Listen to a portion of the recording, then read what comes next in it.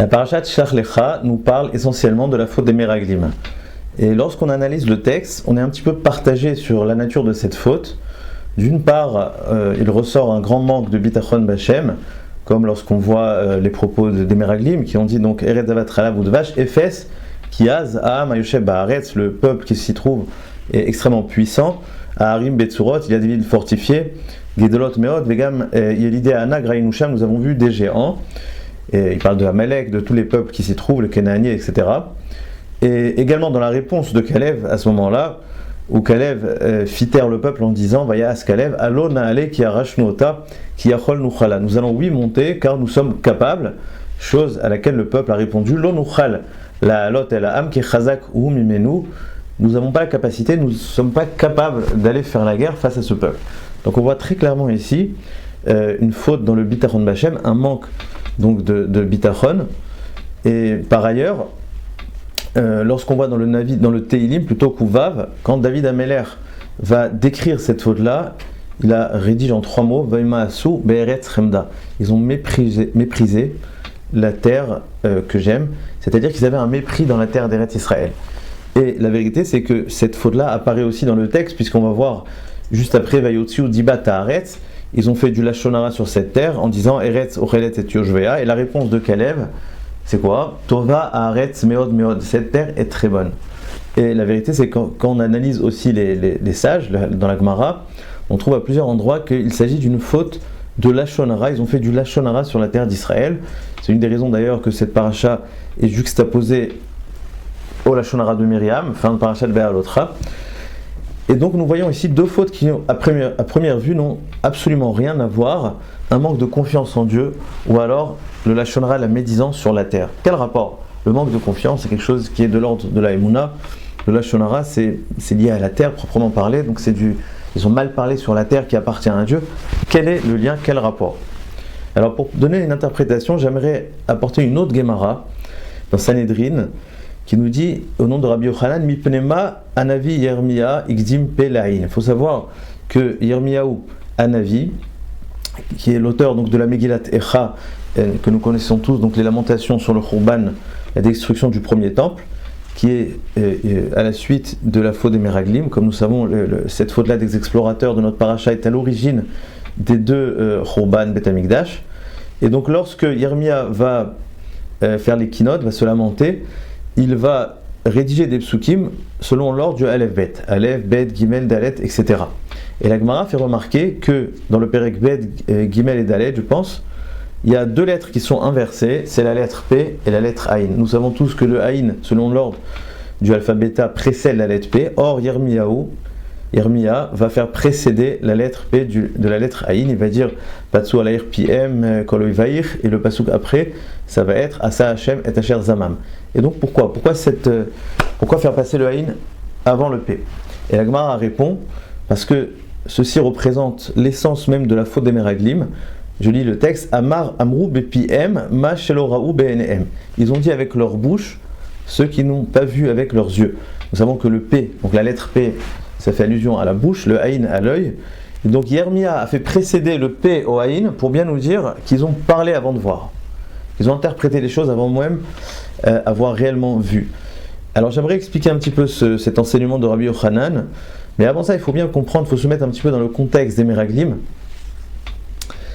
Ils sortaient d'Égypte, ils étaient complètement plongés dans les miracles depuis la sortie d'Égypte, et ils devaient donc s'avancer vers Eretz Israël.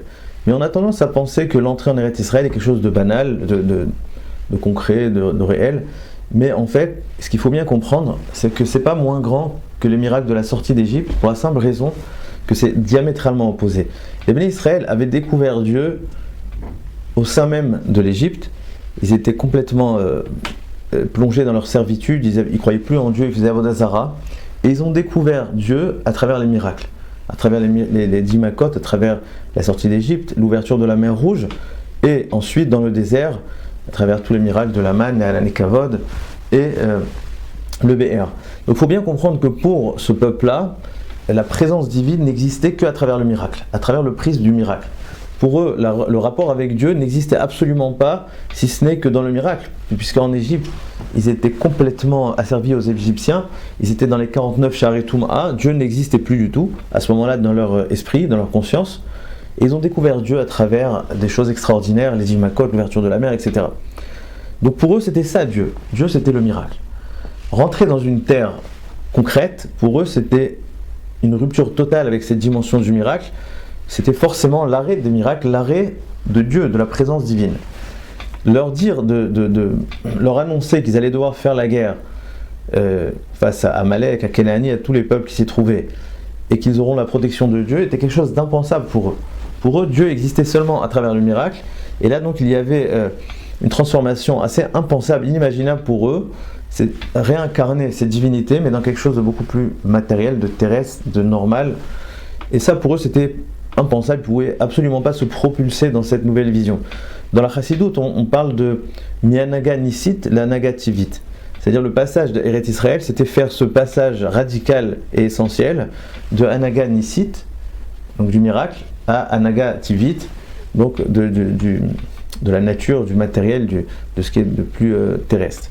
Et donc ça, c'était un passage qui était extrêmement compliqué, extrêmement difficile, et peut-être c'était ça la profondeur de Moshe lorsqu'il a accepté d'envoyer des miraglim, c'était un petit peu pour préparer le terrain, pour leur faire comprendre qu'à partir de maintenant, ça ne va plus être comme avant, il va falloir déceler, il va falloir capter le divin au sein même de la nature. C'est pour ça que Moshe n'arrête pas de parler à Haaretz Ma'i et à Shmenaim Raza, etc. Il parle de choses extrêmement concrètes, il voulait un petit peu les conditionner, que la dimension du Midbar, du désert, va s'arrêter et ils vont devoir incarner la divinité dans quelque chose de matériel.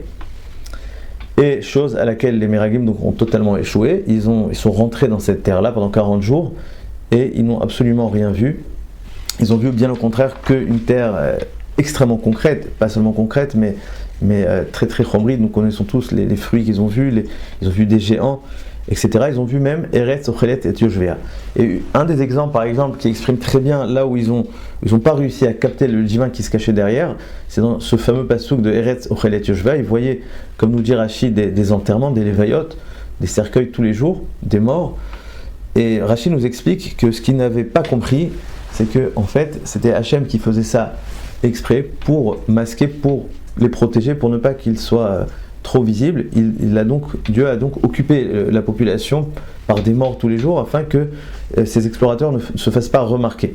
Donc là, on voit un exemple très flagrant où, d'un point de vue, d'un regard tivi, d'un regard naturel, pour eux, il y avait des morts tous les jours. Eretz Ochelet Yoshvea, c'est une terre qui dévore ses habitants, ce qui était tout à fait une vision normale, qui est une vision normale des choses.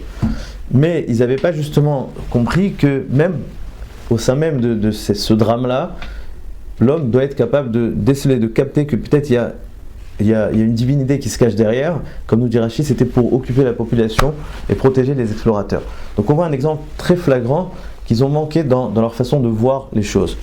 Et donc c'est ce que nous disait Rabbi Yochanan, que nous avons cité, Igdimu Pelehaïn, c'est-à-dire qu'ils ont vu selon leur perception. Ils sont arrivés en Israël en voyant certes, mais avec les conclusions déjà faites avant même de voir. Et ça, c'est un grand yesod dans la vie. Souvent, on voit des choses, on a l'impression qu'on a un regard pur, on a un regard dehors, et pourtant, souvent, on est déjà orienté, on est déjà un petit peu manipulé, on a déjà des conclusions, une perception avant même de voir les choses. Et ça, c'est quelque chose qu'il faut bien faire attention. Je pense que c'est ça le terme que la Torah utilisera dans cette paracha, la tour. La tour, c'est regarder, mais pas simplement regarder. D'ailleurs, ce terme, nous le retrouvons à la fin de la paracha aussi, dans la paracha des Tzitzit, Velo Taturu, Achare Levafrem. Vous voyez bien qu'il s'agit ici de se laisser aller par notre cœur. En général, on a l'habitude de dire que les yeux voient et le cœur désire. Pourtant, dans la paracha, on fait précéder le cœur des yeux. Lo Taturu Achare Levafrem, Vachare Nechem. Pour nous dire que c'est vrai que le regard amène le cœur à désirer, mais attention, avant ça, on est souvent orienté par le cœur. C'est souvent le cœur qui est le moteur de notre façon même de regarder. Ce mot-là, la tour, d'ailleurs, il me fait penser en français, on dit un touriste.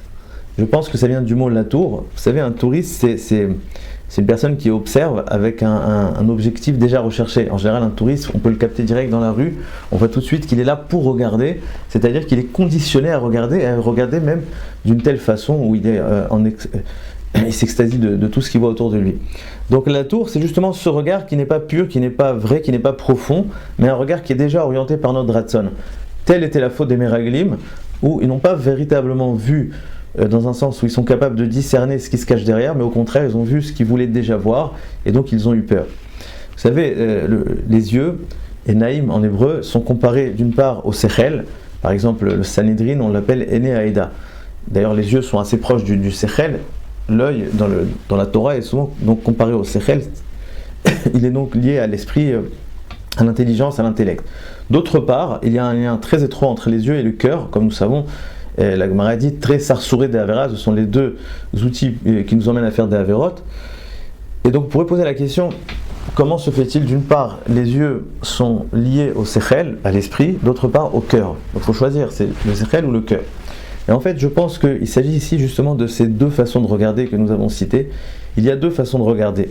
Il y a un regard sur la vie intellectuelle, spirituelle, un regard plutôt intérieur, je dirais, ou alors un regard beaucoup plus superficiel, un regard matériel, un regard un petit peu vide, on va dire. Et d'ailleurs, c'est ce que le Pasuk dit, Seou marom enechem ou mi bara ele. Si vous voulez capter qui a créé ce monde, Seou marom enechem, élevez vos yeux. C'est-à-dire que les yeux ont besoin d'être élevés. Si on laisse notre regard comme un regard matériel, on va rien voir, on va tout rater, on va voir que une vie totalement matérielle, vide de sens, superficielle. Et donc nous avons ces deux façons de regarder, parce qu'il faut bien comprendre, l'œil, c'est quand on réfléchit, c'est un petit peu le point de rencontre entre l'homme et la réalité extérieure. C'est le regard, notre regard, nos yeux sont le point de rencontre.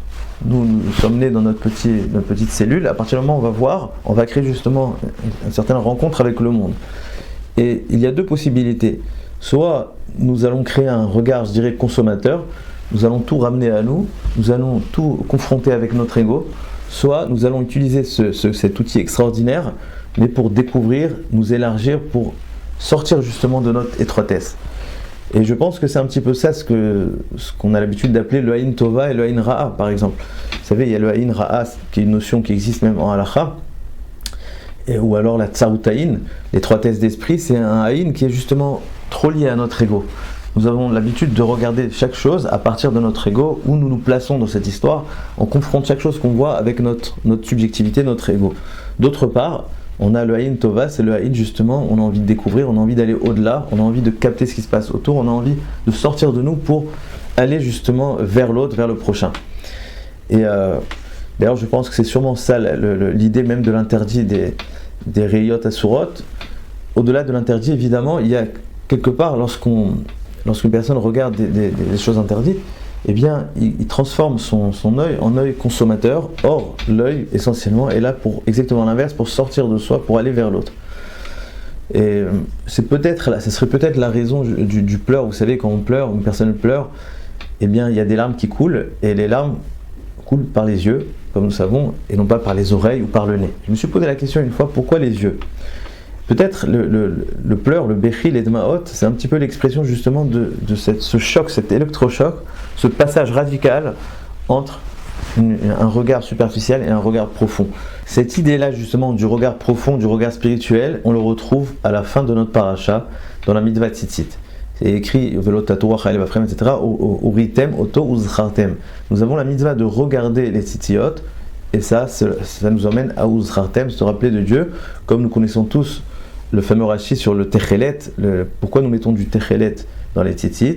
Rashi nous explique, Techelet domé le rakia, le ciel, le Techelet donc fait appel au ciel, et le ciel nous rappelle le Kisei HaKavod. Donc on voit très clairement ici, notre paracha vient nous faire comprendre que nous devons avoir ce regard sur la vie, non pas superficiel, mais comprendre qu'il y a quelque chose qui se cache derrière.